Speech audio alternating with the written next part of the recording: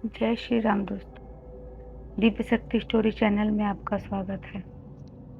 मेरी आज की कहानी मेरी फ्रेंड सुमन ने मुझे बताई है। ये उसके पापा के साथ घटी एक सच्ची घटना है।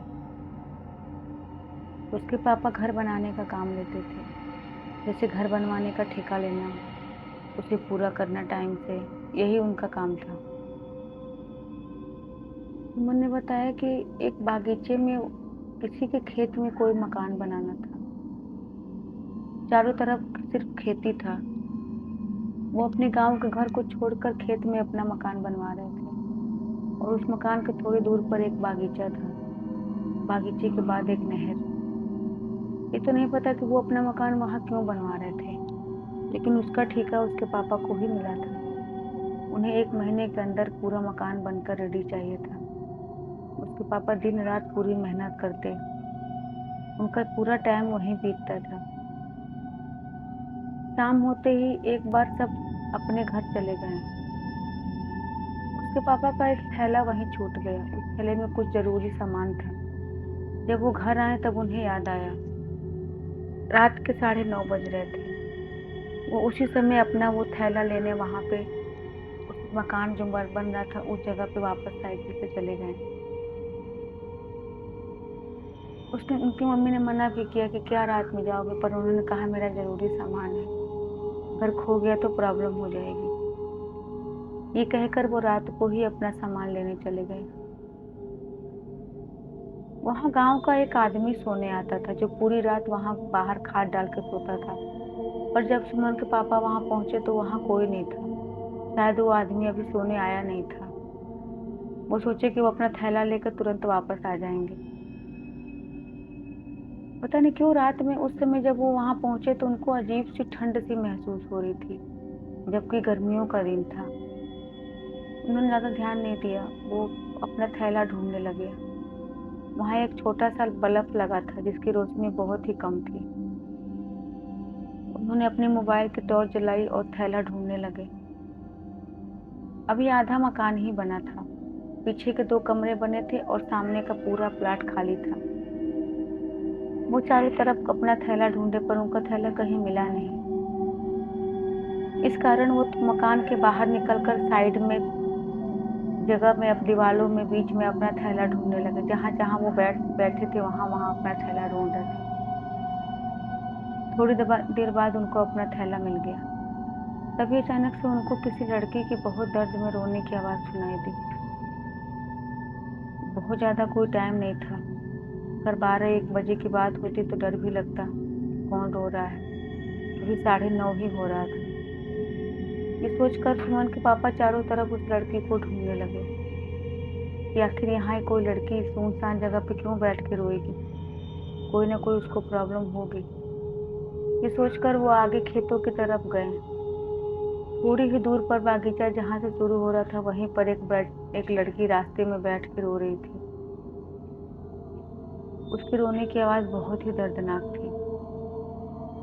उसकी आवाज सुनकर उसके पापा के रोंगटे खड़े हो गए, पर वो फिर भी हिम्मत करके उसके पास गए और उससे बोला, बेटा क्या बात है, तुम क्यों रो रही हो। जब उसके सुमन के पापा उस लड़की के पास गए तब उन्होंने देखा कि वो 15-16 साल की लड़की थी। उन्होंने उससे पूछा क्या हुआ। उसने कोई जवाब नहीं दिया और रोना जारी रखा। तो सुमन के पापा ने थोड़ी तेज आवाज में पूछा, बेटा बताओ क्या बात है, तुमको अगर घर जाना हो तो मैं तुम्हें छोड़ दूंगा। उनकी बात सुनकर वो लड़की वहां से खड़ी हो गई और थोड़ी देर तो उनकी तरफ घूरने लगी।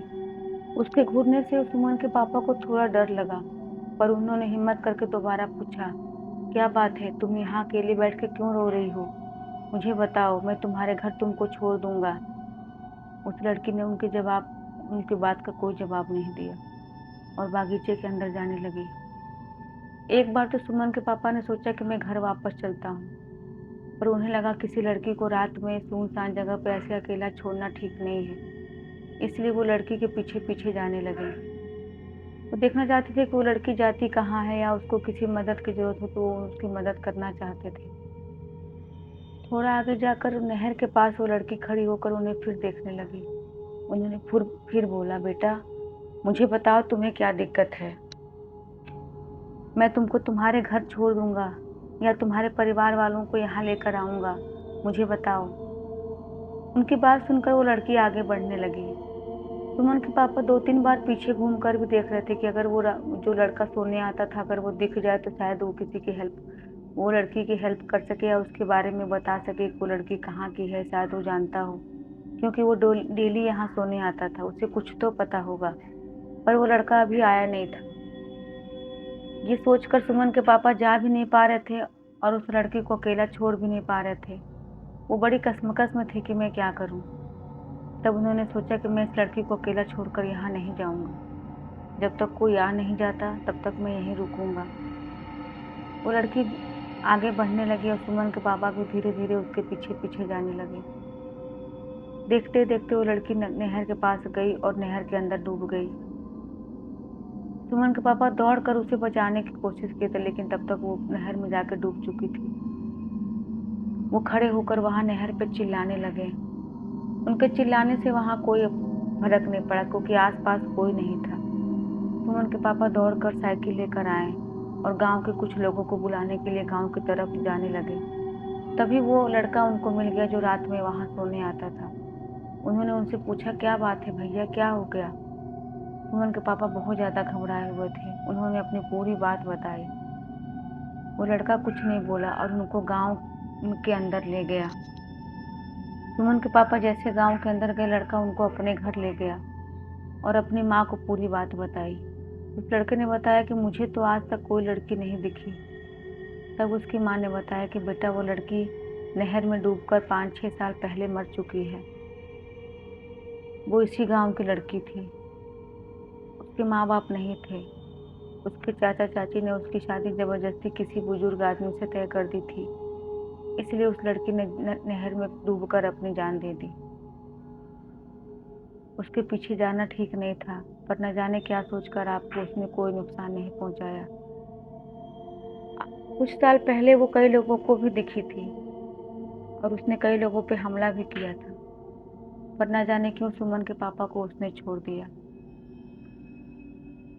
1-2 लोगों को तो उसने नदी में डुबा के मारने की भी कोशिश की थी, पर सुमन के पापा सही सलामत थे।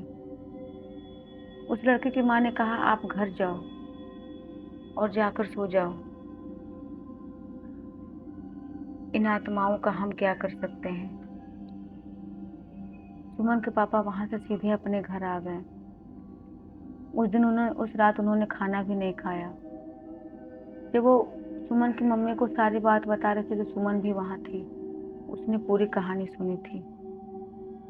उसके पापा को कुछ नहीं हुआ। उसके पापा अगले दिन बिल्कुल ठीक थे और फिर उसी जगह काम पर गए, लेकिन दोबारा उन रात में उनको वहां जाने की हिम्मत नहीं हुई। उनकी बात सुनकर वहां सब लोग शाम को ही वहां से चले जाते थे और जो लड़का वहां सोने आता था उसने भी वहां जाकर सोना बंद कर दिया। बस इतनी थी ये कहानी।